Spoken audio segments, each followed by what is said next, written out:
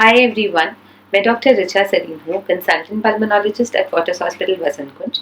मेरे वीडियोस देखने के लिए मेरे चैनल को सब्सक्राइब कीजिए। रिसेंटली मुझे कोविड का वैक्सीन का सेकंड शॉट लगा।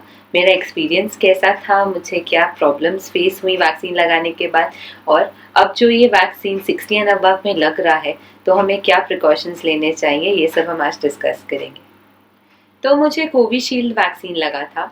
उसका सेकेंड डोज लगे हुए मुझे 5 डेज हो गए हैं। सेकेंड शॉट के बाद भी मुझे कोई प्रॉब्लम फेस नहीं हुई। थोड़ा सा माइल्ड सा पेन इंजेक्शन साइट में था और थोड़ा बहुत फटीग, जो भी 1 डे के बियॉन्ड नहीं रहा। मुझे कोई फीवर नहीं आया, मुझे कोई चिल्स नहीं हुए, मुझे कोई इलनेस नहीं हुई, मुझे कुछ ऐसा प्रॉब्लम नहीं हुआ कि मेरा डे टू डे एक्टिविटी सफ़र हो। इनफैक्ट वैक्सीनेशन के इमिजिएटली बाद से मैंने अपना नॉर्मल काम हॉस्पिटल में रिज्यूम कर लिया था। तो वैक्सीन बिल्कुल सेफ है। 2 शॉट्स लगने के अप्रॉक्सीमेटली 2 to 3 वीक्स के बाद से आपके बॉडी में प्रोटेक्टिव एंटीबॉडीज बनना स्टार्ट हो जाते हैं। वैक्सीनेशन अब थर्ड फेज में जाने वाला है। पहले हेल्थ केयर वर्कर्स और फ्रंटलाइन वर्कर्स को लगने के बाद अब ये 60 एंड अबव की पॉपुलेशन और 45 ईयर्स एंड अबव की वो पॉपुलेशन जिनमें कोमॉर्बिडिटीज़ है, उनको 1 मार्च से लगना स्टार्ट होगा।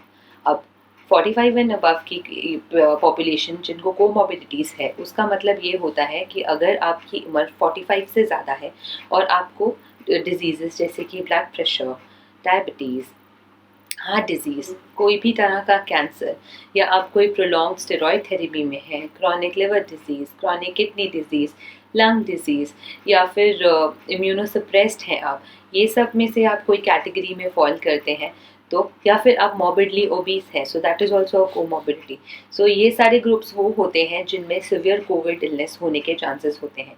तो अगर आप इन कैटेगरीज में फॉल करते हैं तो भी आपको भी वैक्सीनेशन थर्ड फेज में मिलेगी। आपको बस अपने डॉक्टर के पास जाके सर्टिफाई करवाना है कि आपकी एज 45 के ऊपर है और आपको ये कोमॉर्बिडिटी है, उससे आप इस प्रोग्राम का पार्ट हो सकते हैं।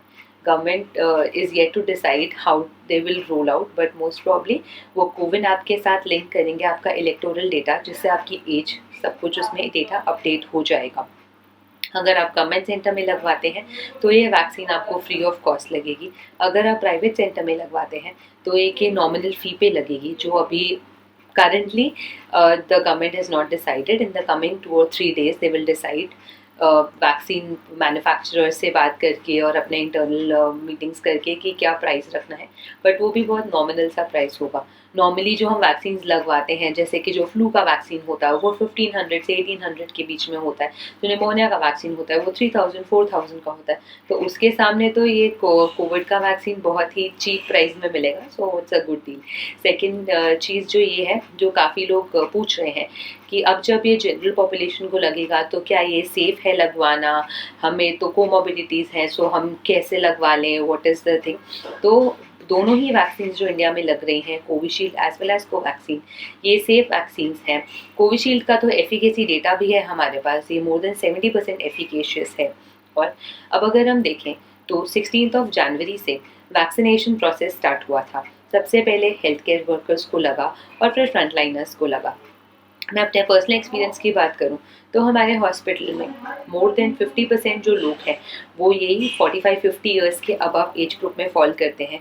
काफ़ी सारे लोगों को कोमॉर्बिडिटीज़ भी हैं, चाहे वो डॉक्टर्स हों, चाहे वो सिस्टर्स हों, चाहे वो हेल्थ केयर स्टाफ हो। वैक्सीनेशन के बाद किसी को भी कोई भी तरह की प्रॉब्लम फेस नहीं हुई। तो ये वैक्सीन सेफ है, और इनफैक्ट हम उस पॉपुलेशन को टारगेट ही इसलिए कर रहे हैं क्योंकि लास्ट 1 ईयर में जो हमने देखा है वो यही देखा है कि जो एल्डरली पॉपुलेशन होती है या जो पॉपुलेशन को कोमॉर्बिडिटीज़ होती हैं, उनमें सिवियर कोविड होने का, निमोनिया होने का, डेथ होने का चांस ज़्यादा होता है। तो इंडिया की पॉपुलेशन बहुत ज़्यादा है, हम एक साथ सबको वैक्सीनेट नहीं कर सकते, हमको प्रायोरिटाइज करके वैक्सीनेट करना पड़ेगा। सो इस समय वो लोग जिनको सिवियर इलनेस होने का चांस ज़्यादा है, उनको प्रायोरिटी बेसिस पे वैक्सीनेशन किया जा रहा है।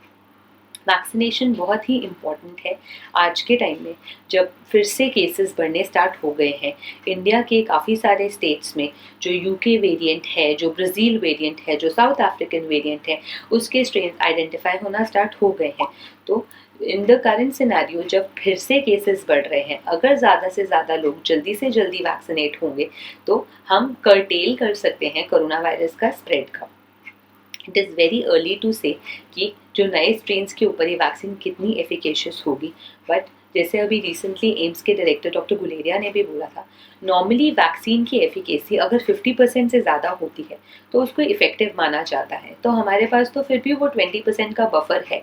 सो अगर थोड़ा कम भी एफिकेशियस होगी नए स्ट्रेन्स के ऊपर, बट स्टिल अगर आप ये वैक्सीन लेते हैं तो आप उससे सिवियर इन्फेक्शन और डेथ को प्रिवेंट कर पाएंगे, which is the major aim of the vaccine. तो बिना हिचक के, बिना डर के वैक्सीनेशन प्रोसेस में पार्टिसिपेट कीजिए, जिससे ज़्यादा से ज़्यादा लोग वैक्सीनेट हों, हर्ड इम्यूनिटी आए, स्प्रेड ऑफ ट्रांसमिशन इंटरप्ट हो और हम वापस से अपने पुराने नॉर्मल लाइफ में जा सकें।